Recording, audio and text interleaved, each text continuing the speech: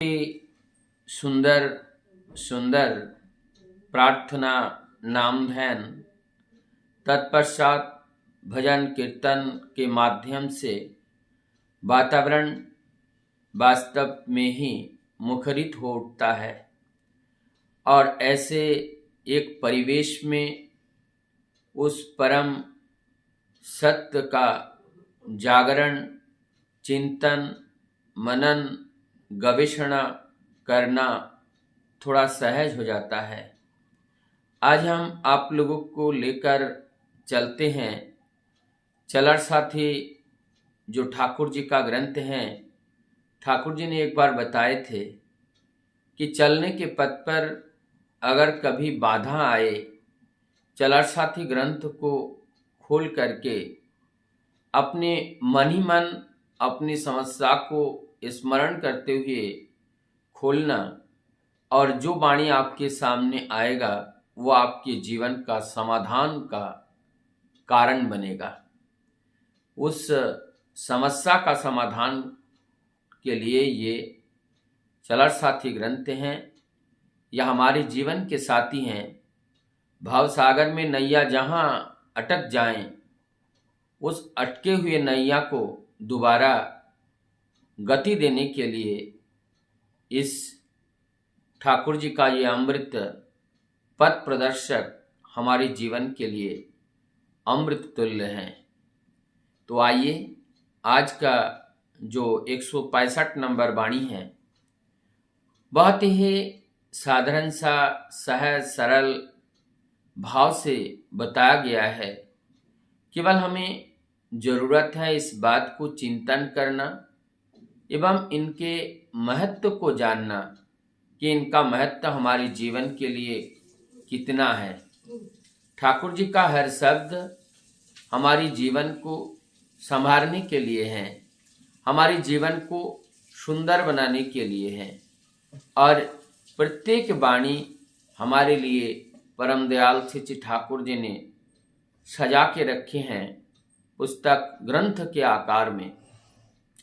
परम पुरुष धरती पर जब आते हैं और उस ईश्वर की जो वार्ता है, इस नरदेहधारी जो तनु है, उससे में से निर्झर वो निर्गत होती हैं केवल हम सब लोगों के लिए। और ऐसे जो वाणियाँ स्वयं उस ईश्वर की वाणी है, इसलिए ये वेद समान है, ये वेद हैं।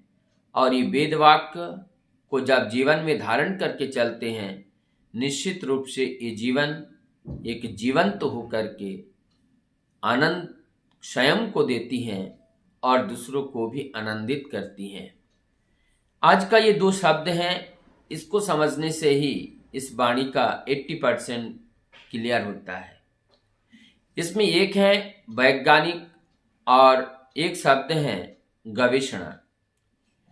वैज्ञानिक की मतलब साइंटिस्ट, जो इसमें वैज्ञानिक, तो साइंटिस्ट हम किसे कहते हैं? एक सिंपल सा मनुष्य हैं, उनको क्या हम वैज्ञानिक कहते हैं? जो विज्ञान की खोज करते हैं, जो ज्ञान की खोज करते हैं। विज्ञान का अर्थ है विशेष ज्ञान। जो ज्ञान की खोज करते हैं, अर्थात जिस ज्ञान के बारे में हम लोग अवगत नहीं हैं, अनजान हैं, अनभिज्ञ हैं, और उस ज्ञान की खोज जिस सिद्धांत के द्वारा, जिस विधि विधान से करते हैं और उस नए खोज करके उस ज्ञान का उजागर करते हैं दुनिया के सामने, उसी को वैज्ञानिक कहा जाता है। ठाकुर जी यहाँ पर कहते हैं कि जब कोई वैज्ञानिक विज्ञान की विशेष ज्ञान की खोज करने के लिए जब लैब में प्रवेश करते हैं, तो उनके पास प्रिंसिपल होता है, सिद्धांत होती हैं, और वो जो थ्योरी प्रिंसिपल वो लेकर के प्रवेश करते हैं। यदि हमारे पास, तो वो प्रिंसिपल, वो सिद्धांत कौन सी होनी चाहिए, कौन सी हमारी सिद्धांत होनी चाहिए, कौन सी सिद्धांत लेकर के हमें अपने जीवन, ये जीवन रूपी जीवन, जब हम इस भव सागर में आते हैं, मान लीजिए ये संपूर्ण जगत ही लैब है, लाइब्रेरी है, ये प्रैक्टिकल रूम है और यहाँ पर हम अपने सिद्धांत को लेकर के आए हैं खोजने के लिए। तो यहाँ पर खोजने के लिए ये लैब, दुनिया ही ये लैब है। इस लैब में हमने प्रवेश किया, लेकिन अब हमारी उस प्रिंसिपल क्या है, यदि प्रिंसिपल हमारा ठीक नहीं है तो हमारा खोज भी गड़बड़ा जाएगा और हम दिशाहीन खोज करेंगे। ठाकुर जी यहाँ पर कहते हैं कि जब तुम खटपट करोगे, जब इस केमिकल को उस केमिकल में मिलाओगे तो कहीं पे बास्ट होगा, कहीं पे चिंगारियां आएगी। जैसे जब तुम इस पथ पे रहोगे तो वहां पर जुगनू की तरह टिमटिमाती लाइट आपके आंखों के सामने नजर आ सकती हैं, लेकिन उस टिमटिमाती लाइट को देखकर आप अगर सोच लो कि हाँ, हमने पथ मिल गया, हमारा उद्देश्य पूर्ण हो गया, हमारी खोज अब पता चल गया, तब तो तुम जहन्नाम पे चले जाओगे। तब तो तुम्हारा सिद्धांत गलत, वो जो प्रैक्टिकल है, वो जो गवेषणा है, वो जो अन्वेषण है, वो सब गलत हो जाएगा। तो यहाँ पर हमें प्रिंसिपल क्या है, उस प्रिंसिपल को जानना पड़ेगा और वो प्रिंसिपल किसके पास से उस सिद्धांत को हमें लेना है। तो यहाँ पर वैज्ञानिक का नाम दिया गया। जगत को जिस प्रिंसिपल के अंतर्गत जगत की रक्षा की जाती है, अगर हम जगत की रक्षा करना चाहे तो सबसे पहले हमें स्वयं को रक्षा करना पड़ेगा। हम अपने स्वयं को अगर रक्षा नहीं कर पाए तो जगत की रक्षा कहाँ से करेंगे। तो ये ऐसे प्रिंसिपल हो कि जिसको सटीक रूप से हम लैब में जाकर उसका प्रयोग करें, उसका खोजें। और हमें अगर नॉलेज नहीं है कि हमें क्या कैसे करना है, तो वहाँ पे जाकर के एसिड बेस में मिला करके जब हम उसमें मिलाएंगे वो विस्फोट हो सकता है, हमारा जीवन वहीं पे धराशायी हो सकते हैं, खत्म हो सकते हैं, हम जख्मी हो सकते हैं, हम लैब को नष्ट कर सकते हैं, हम और लोगों को जिंदगी बर्बाद कर सकते हैं जहां हम उतरे थे आबाद करने के लिए। तो यहाँ पर इस बात को हमें समझना पड़ेगा। आज वैज्ञानिक कौन है? आज यहाँ पर जो वैज्ञानिक हैं, विशेष ज्ञान जिसके पास है, इस दुनिया के ज्ञान जिसके पास है, वो वैज्ञानिक आज यहाँ पर परम दयाल श्री ठाकुर अनुकूल चंद्र जी युग पुरुषोत्तम के रूप में आए हैं, वर्तमान पुरुषोत्तम के रूप में आए हैं। वो है हमारे वैज्ञानिक, वो है हमारे साइंटिस्ट, वो है सर्वज्ञाता और वो सर्वकर्ता, सर्वधर्ता, वो सब कुछ है और उन्हीं के पास सारे प्रिंसिपल है और उस प्रिंसिपल उन्हीं से लेना है।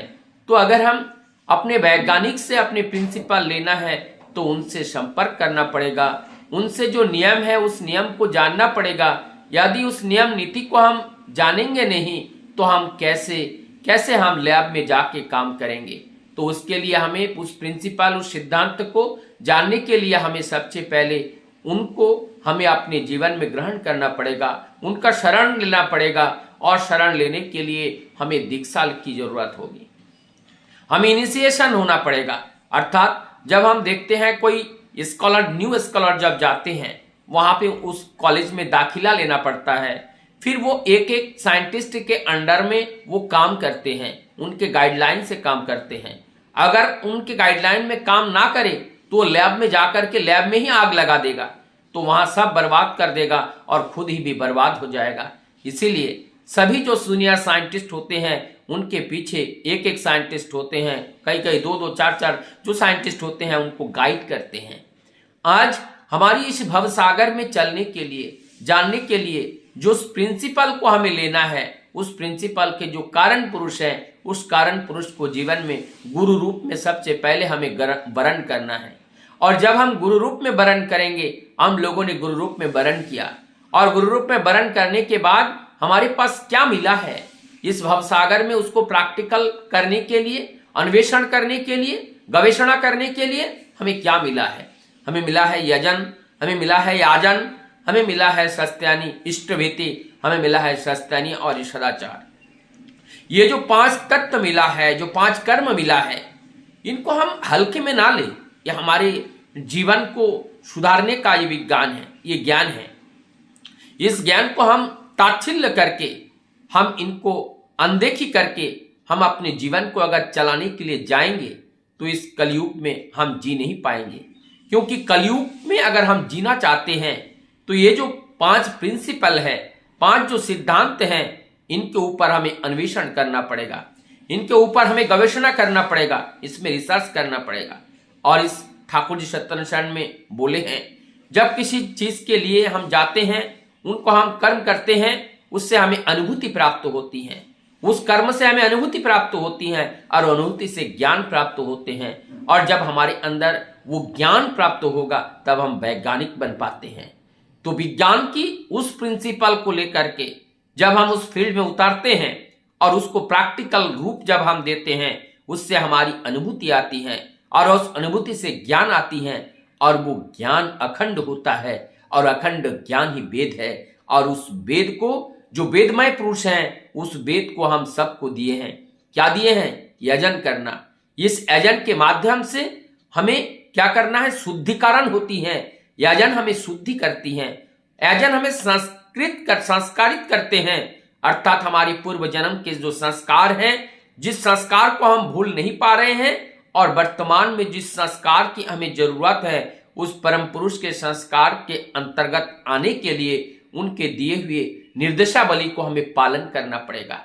यजन के अंतर्गत हमें ब्रह्म मुहूर्त में उठना है, नाम ध्यान करना है, प्रार्थना करना है, सुबह शाम प्रार्थना करना है और उनके दिए हुए निर्देश को हमें परिपालन करना है। हमें खुद को बचना है और पूरे और सबको बचाना है और किस तरह से सेवापरायण भाव से अपने जीवन को चलाना है। ये सारी बातें यजन के माध्यम से हम लोगों को परम पुरुष श्री ठाकुर अनुकूल चंद्र जी ने दिए हैं।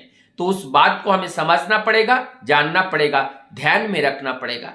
जब हम नित्य दिन ऐसे कार्य करते हुए चलेंगे तो ये जो प्रिंसिपल यजन है, इस यजन से हमारी जो परिशुद्धि होना है वो परिशुद्धि होगा। इससे हमें अनुभूति ज्ञान की लाभ होगी। और जब ये जो हमारी यजन हुआ, यजन के बाद है याजन।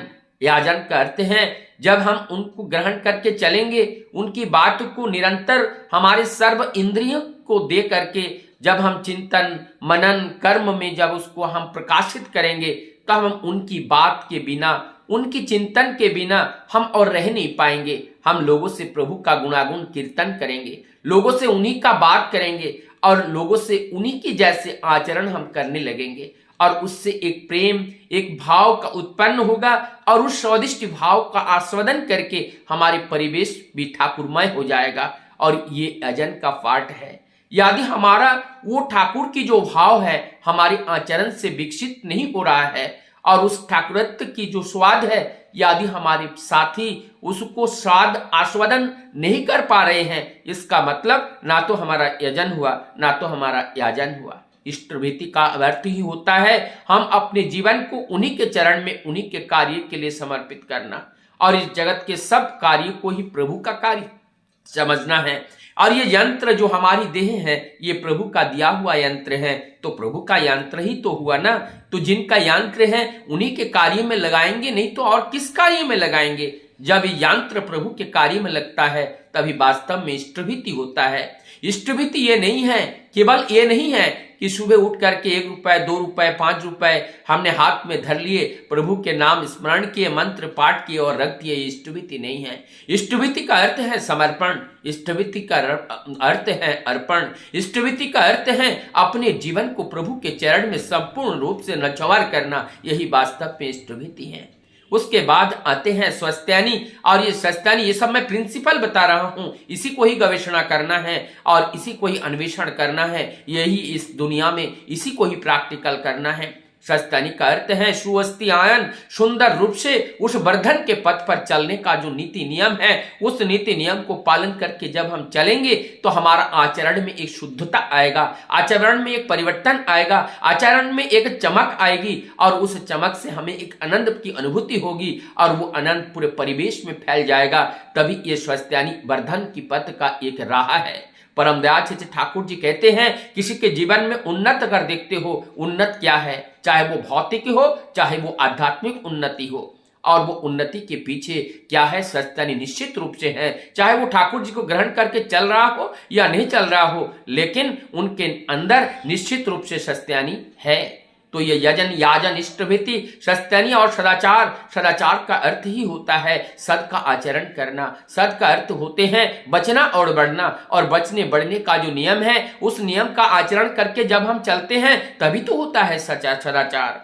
और उस सदाचार में हम दैहिक सदाचार, मानसिक सदाचार, हमारी वाचिक सदाचार, दृष्टि सदाचार, हमारे सब में सदाचार मतलब सुंदर आचरण में परिवर्तित करना, हमारी देह को, हमारे मन को, हमारी बुद्धि को, हमारी चेतना को, हमारे चिंतन को सब परिशुद्ध करना है। इसी को ही सदाचार कहा जाता है। सदाचार का केवल ये नहीं, केवल हमने अपने को कपड़े से ढक लिया, अपने कपड़े से ढक लिया तो सजा लिया तो सदाचार हो गया।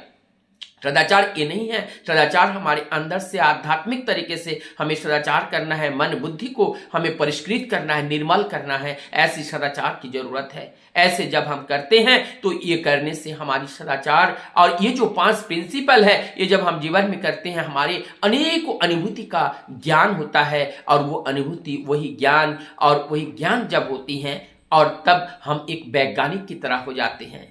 क्योंकि जिस ज्ञान हमारे पास नहीं था और ठाकुर जी को ग्रहण करके जीवन में गुरु रूप में धारण करके उनकी इस पंचनीति को पालन करके हमने नए नए अनुभूति हमारे अपने जीवन में अपने धारण किए हैं।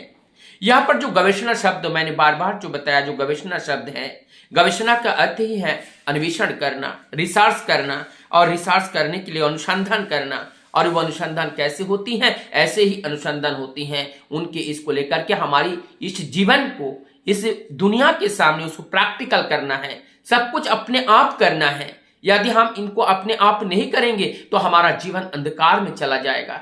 तो ये प्रिंसिपल जो सिद्धांत है, जिसके तिसके पास से लेने से नहीं चलेगा। हमने किसी की भी के पास से वो सिद्धांत को ले लिया और हमने उनका अनुसंधान करना शुरू कर दिया, ऐसा नहीं होगा। प्रिंसिपल जो है, जो जानते हैं, जो स्वयं प्रिंसिपल है, और उस प्रिंसिपल से प्रिंसिपल को लेना है। मतलब वो जो सबके दाता है, सबके ज्ञानी है, उनके पास से उस विज्ञान के रहस्य को लेना है, उस पॉइंट को लेना है, और उस पॉइंट को लेकर के हमें रिसर्च पे उतारना पड़ेगा। और जब हम उतरेंगे निश्चित रूप से हमें उस ज्ञान की अनुभूति होगी। मुझे लगता है जितना मुझे समझ में आया मैं उस बात को रखने का प्रयास किया।